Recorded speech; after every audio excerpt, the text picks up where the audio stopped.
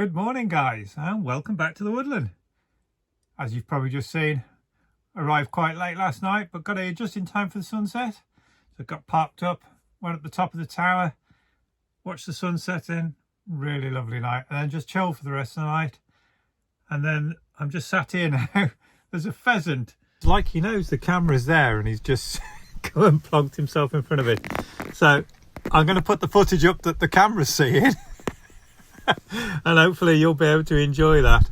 But lovely coloured bird, absolutely stunning. So yeah, I do hope that he's not too close to the camera that you can't see it. Really nice to see in the morning. And the robins now just joined him as well on the log, which is great to see. So I'll just finish my coffee and then we'll head out for a walk. As you can see, guys, with this hot weather and the trees are turning, it's almost giving it that autumnal feel. It's a bit early, but yeah, it's a shame that the trees are really struggling now in this heat. All start to turn a bit yellow. Certainly lost the vibrant green that they had. So yeah, it's starting to feel a bit different now.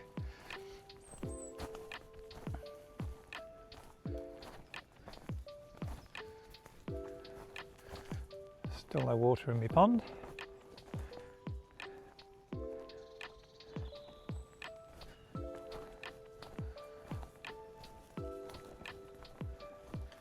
So just have a quick walk around this morning. Yeah, she doesn't really like long walks anymore. So a good half hour to 3/4 an hour. So we'll just walk around the woods, walk around the outside, and then I'll put her back in the motorhome. She can have a kip. I'm going to head down to the nature reserve. I'll take you guys with me.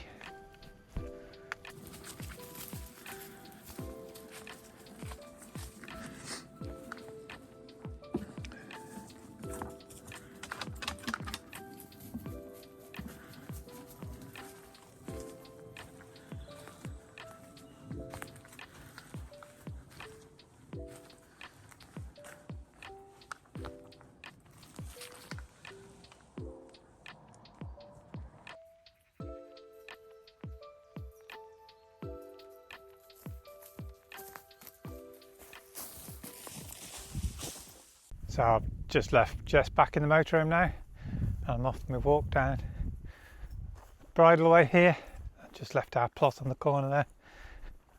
Walk down towards the nature reserve, and we'll have a look what's going on around there. I must say, what I can't get used to around here at the moment is how quiet everything is. When I first bought the Woodland, all you could hear was bird chatter, bird noise.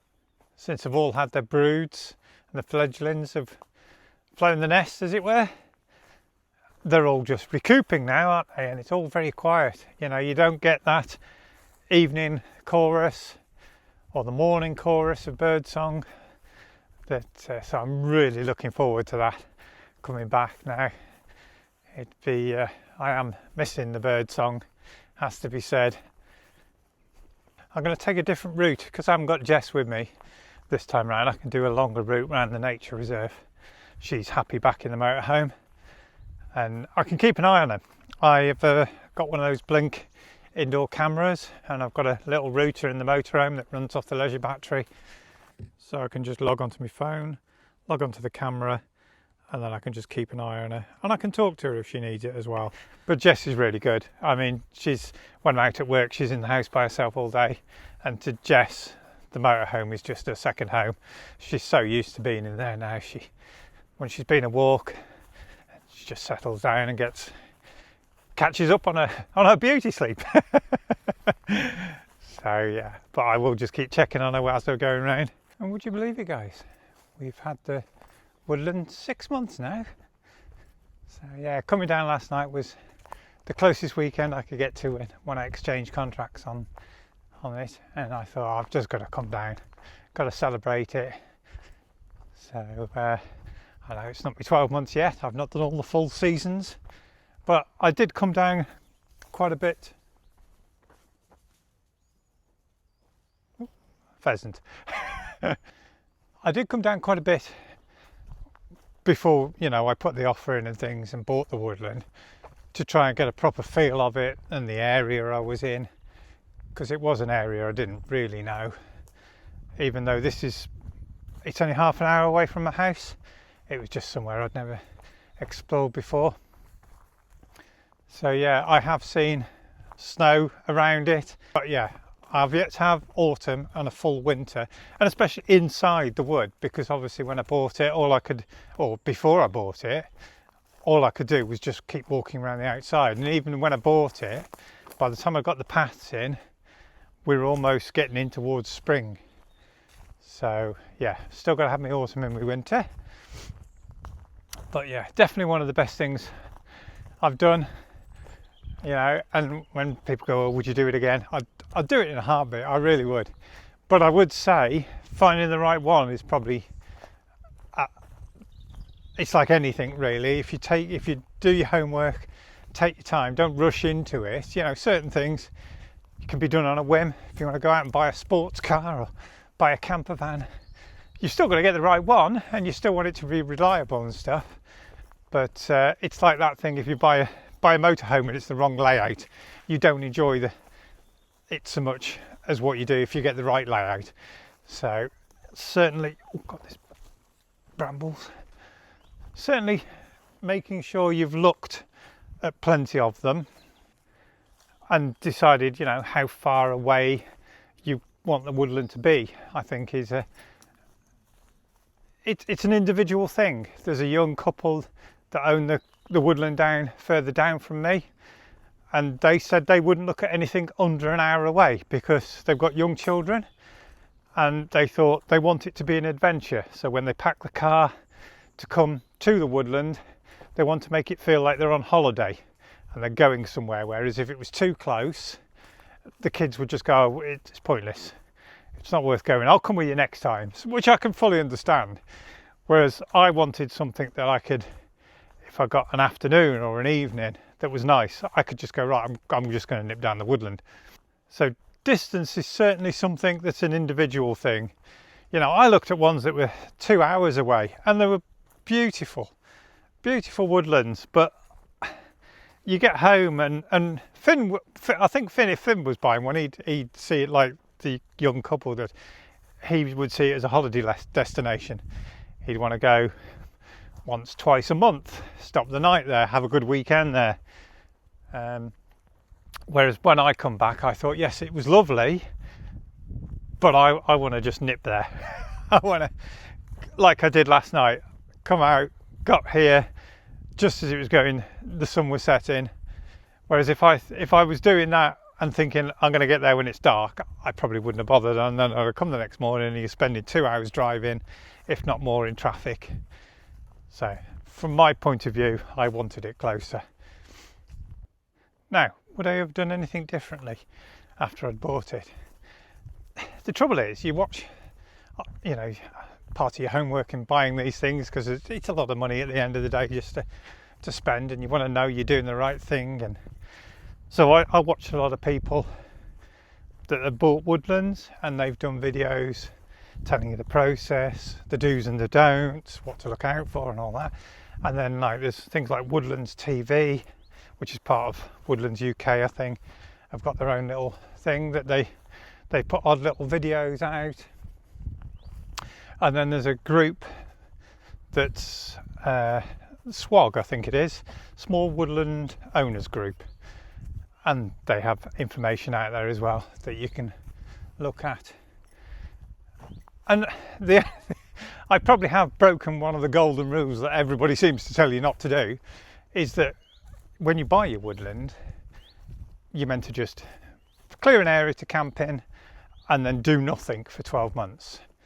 Enjoy it and monitor it so you know where all your high spots are, your low spots are, which bits get wet, which bits get the sun, and all that type of thing, which is fine when you've bought like an oak woodland similar to what I'm just walking past here, where it's open and you can see all the way to the back.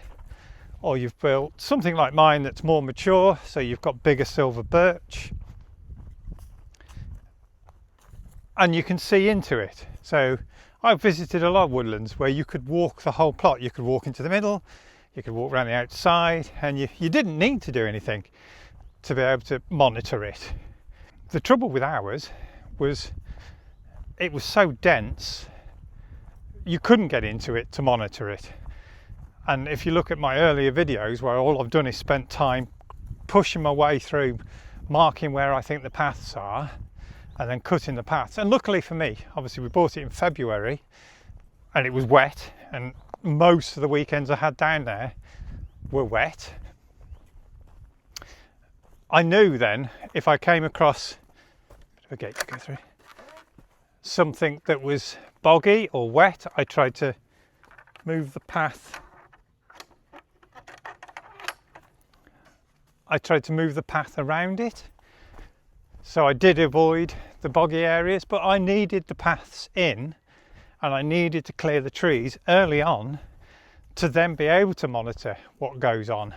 One of the reasons I've not put the shed up is just in case I've picked the wrong spot. I mean, I'm thinking, give it the 12 months before I do something and put something where it shouldn't be. So it is, yet again, down to the individual plot that you buy.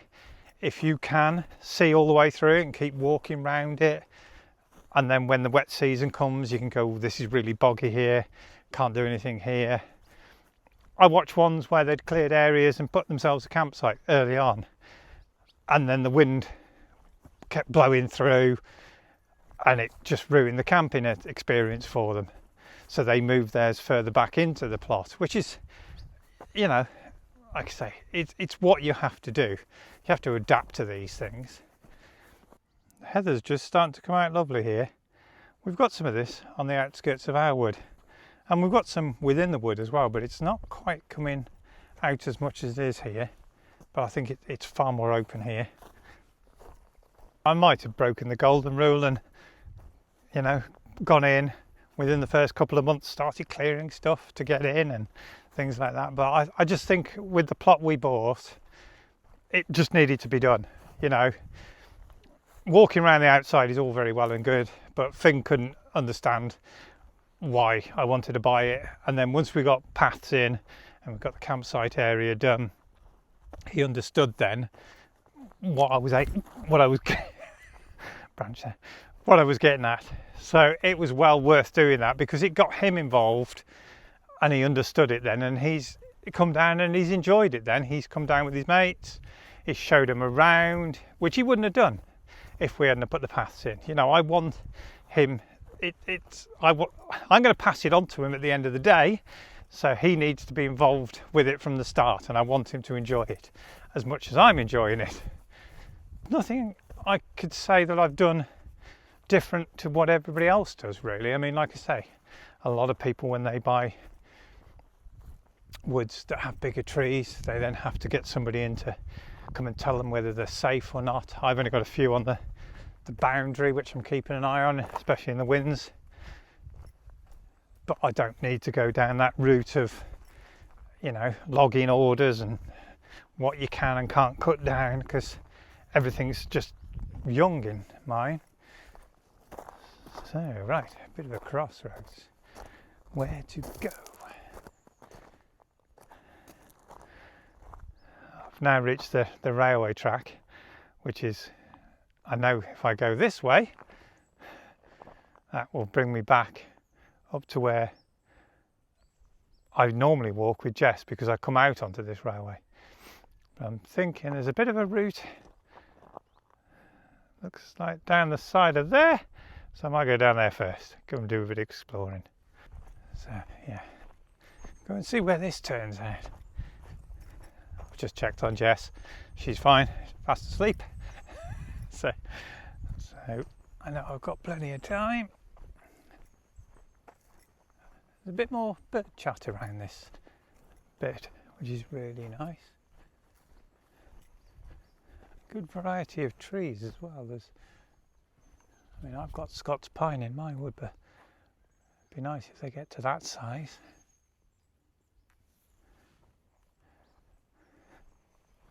Oh, there's quite a few down here.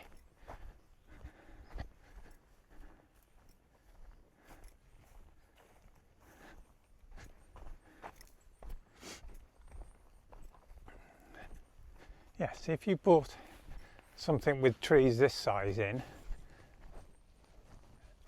you can kind of see what you've got without needing to create paths and things, because you can see all the way through it.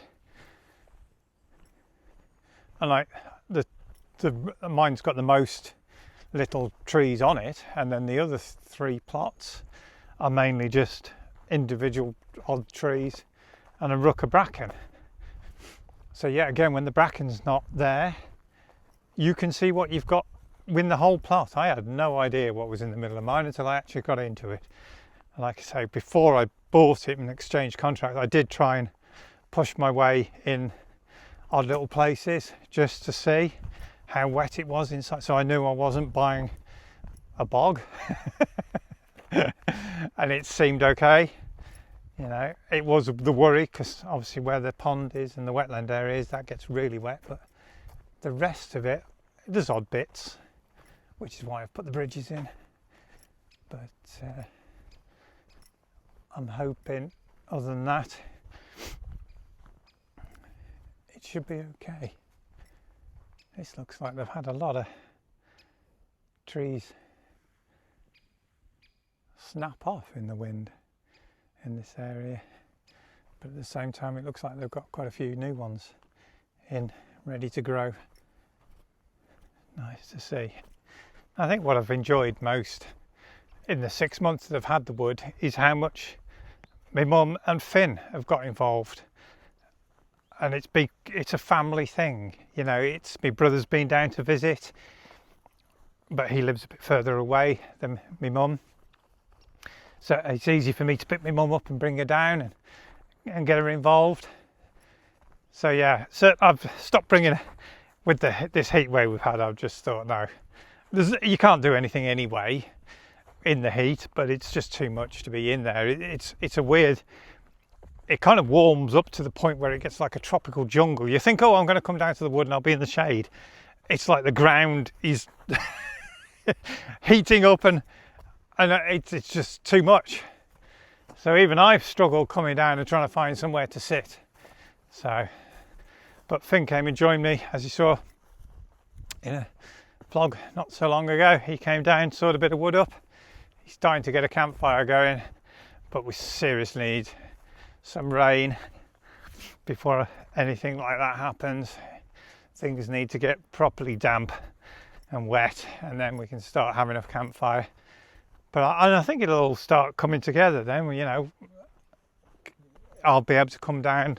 Like last night, it would have been lovely. It was such a nice night. Would have been lovely just to light the fire, sit outside with the fire going, cook some food. It's just not worth the risk. It really isn't. So I was quite happy to cook my tea in the motor home, sit in the campsite and eat it, and then go to bed. Yeah, it's so heartbreaking to see what's been going on with all these other fires going on around the place.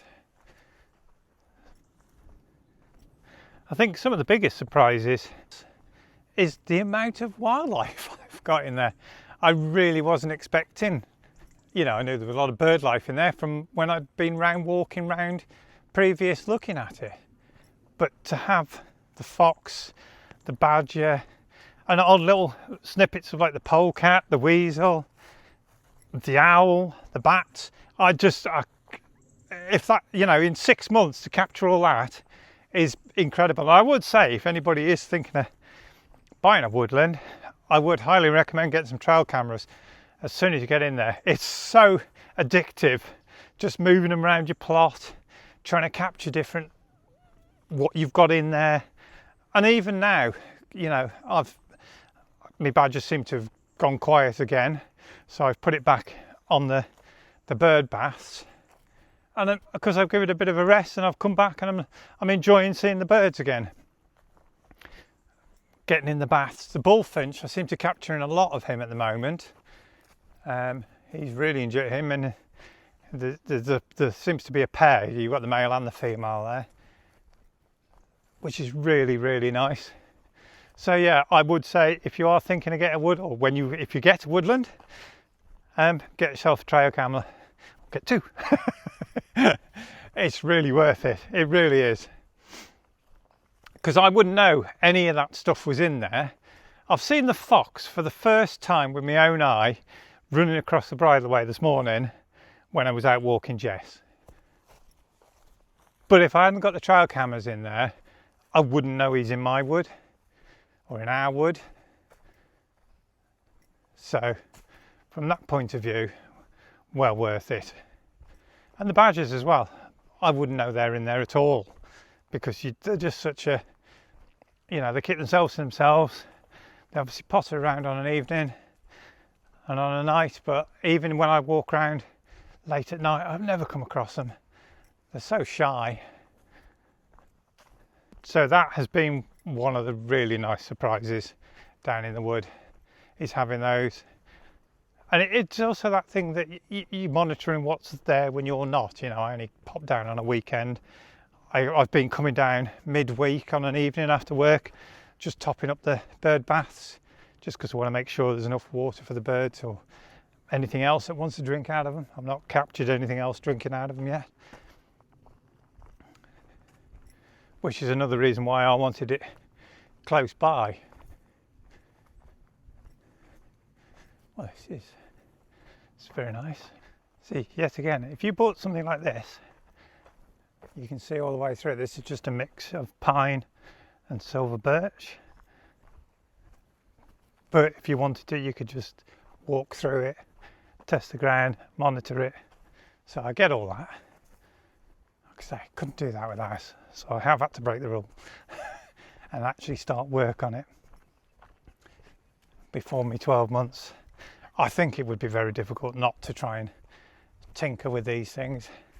You know, if you're getting as excitable as I do about buying something new, I have to tinker with it. I have to do something on it. You know, you can't buy a car and then not go and wash it and polish it and get it looking best. But I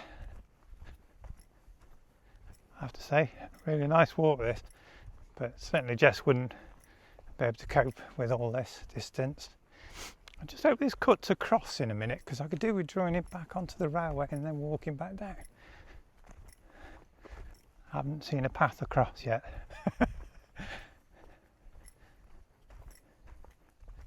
Oh, this place is full of surprises. Looks like there's a big lake there. I'm so looking forward to the water coming back into my pond so I can sit by it. I can't get in this one, obviously it's private property, but I wasn't expecting to see this at the end of the path. I've just been walking through these woods thinking it's just a woodland walk. So yeah, I think now, I'm hoping I'm going to come back onto the railway line. I'm hoping that's what is at the end of here. And then it's just a matter of following it all the way back again. And depending on when I cut back towards the motorhome. So yeah, I've just got to go up there. Distinct lack of benches on this bit. The bit where I walk Jess around in a nice circuit, there's a nice bench. I mean, I've come equipped with my flask, as I always do. Got to have a cup of coffee when you're out on these walks. But as of yet, I haven't found one. Not even a nice log to sit on. But I'm sure, like I say, I might not go back the way I came because it was quite overgrown the first half. I mean, it's a footpath, but with the bracken and the brambles the way they're growing around in this area, so this is what I miss.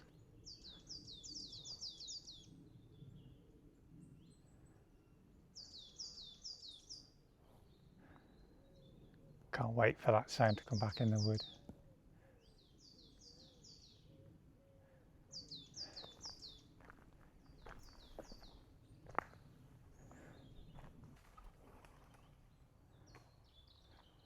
I seem to like this bit here.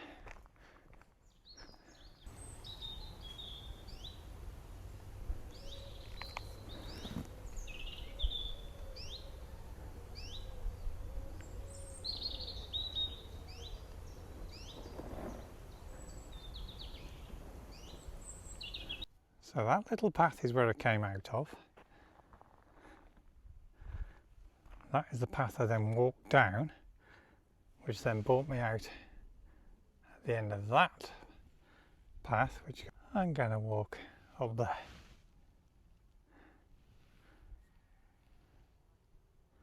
And hopefully find a bench.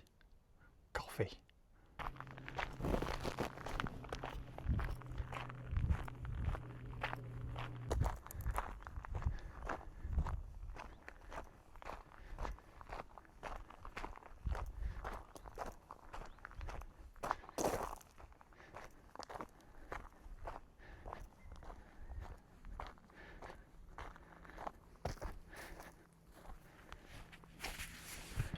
At last, a bench. Not the bench I was looking for, but it is a bench.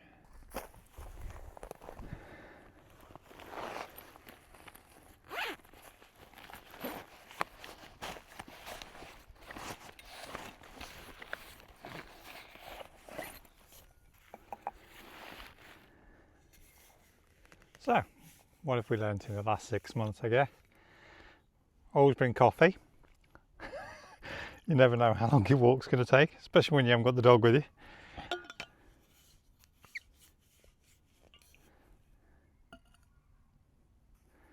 And I think it is one of those things that, as always, you know, anything, if you've got a passion about it or you've got any hobby and you get into it, you always think, oh, I should have done it sooner. I wish I'd done this earlier on. I think the trouble I looked at a lot of plots. I just hadn't got the funds. I had to reach a certain age, to be 55, before I could draw some money out of my pension to be able to put towards the woodland. So by the time I could do that, I had looked at a lot of plots, and it kind of gave me a better idea of what I did and didn't want. You know, yes, I would have loved to have had a woodland when I was younger, but I think I appreciate things more as I got older. I think, you know, I've always had an interest in nature, but I really appreciate it more now. The little bits and pieces that you just see going on around you, the things growing. I don't know, Finn takes the mick out of me. I'm getting excited about leaves coming out on trees and first sound of a bird and all that, but it'll come to him, I'm telling you. I think you just, you know, once you start maturing, shall we say, I think you just appreciate the things that are around you more. You know, you've done all the stuff that you want to do when you're young, and things like this don't matter. Nature is just around you and you don't really observe it a lot of the time. When you're younger, you're ploughing through, getting on. And that's the other thing I think I've learned probably in the last 6 months, is to try and slow down a bit. I did fit when I first bought the plot because I wanted to get into it. I wanted to get the paths. And I think not only was I fighting the weather early on, I was just fighting the seasons. I didn't want any of my trees to come out in leaf before I got through and got down what I needed to get down. So in that respect, I probably, you know, yes, I perhaps rushed the beginning, but at the same time I needed to, because I needed to get things done before things came out in leaf. And then I've slowed down, you know, and then I've started doing things like this. Well, I've come down this weekend and I've done nothing really, bar sit in the woodland, enjoy it. I've walked around, trimmed a few bits and pieces, and then today I came back last night in the motorhome, and all I've done today is come on a nice walk. You know, Jess has had a good walk. I've had a good walk. I'm still feel like I'm in the area. You know, I know my woodland is an hour over that direction somewhere. And it just slowing things down sometimes, it has made me appreciate that as well. So I think, you know, in my 6 months of ownership of a woodland, I think if you are thinking of doing it, certainly do your homework. Make sure you've looked at as many sites as you possibly can. Different ways about going. I had to pay the premium because I have gone through somebody that deals in woodlands. So obviously I paid a premium on that, but there are little plots and pieces that you can buy privately. The trouble I had was the amount of money I had to spend wasn't enough, really, in many ways. So I was limited to the little plots. But don't let that stop you looking at the bigger plots. I looked at loads of stuff I couldn't afford because I wanted to know what the difference was. What was I getting for my money if that was 10 grand more than that one? So I'd certainly say, just if there's something in your area, it became a hobby for me and Sal, really, to go out each weekend and go and look at a plot on a Saturday and a plot on a Sunday. And it filled the weekend. I got to see areas I'd never been to before. And in that respect, that was a nice part of it as well. The buying process, or the looking at it, was a really nice process because, you know, you're not trespassing, you're not doing anything, you're going to look at a plot. They don't know you can't afford it. Go and have a look at it. But it did boil, for me, it boiled down to what I could afford, and the distance became very apparent to me as well. I wanted something, like I said before, that was close by. Not quite on my doorstep, but this literally is on my doorstep, technically. You know, people travel an hour to work sometimes. I have the pleasure, I travel half an hour to my Woodland, so in that respect it's nothing at all. And I guess, yeah, when you're looking at your homework, watch people. There's people out there that have woodlands. I get jealous of the people with the big trees, and then they've formed lovely benches out of half a pine tree, or they've made something else. They've got stuff to use that have either blown down in the wind, or, you know, they're building cabins and stuff. I haven't got everything I've got's like 2 to 3 inches thick, so it's no good for that. But certainly look at the channels out there. Look at, you know, people wouldn't come across, I presume, you know, you've come across my channel because you're interested in a woodland or in nature, or just the journey of how it all unveils, the seasons. Like I say, we haven't done a full 12 months yet. So I'm really, when it comes back down to February, I will have done me 12 months. You know, it's feeling like autumn, as you saw before with this drought, just knocking the trees about so much. There are a lot of leaves appearing on the ground now. But also the snow. I'm looking forward. Last year I walked around the outside of my wood when there was snow about. And I had a bit of ice on the wetland at one point, once I'd got to that point. But I never really been in it with snow on the trees and stuff, so I'm really looking forward to that. So I hope you've enjoyed this one. Something different again. Me waffling again on this one. So I'll bid you farewell. Enjoy the rest of your day. Enjoy the rest of your week, and I'll catch you on the next one. Cheers.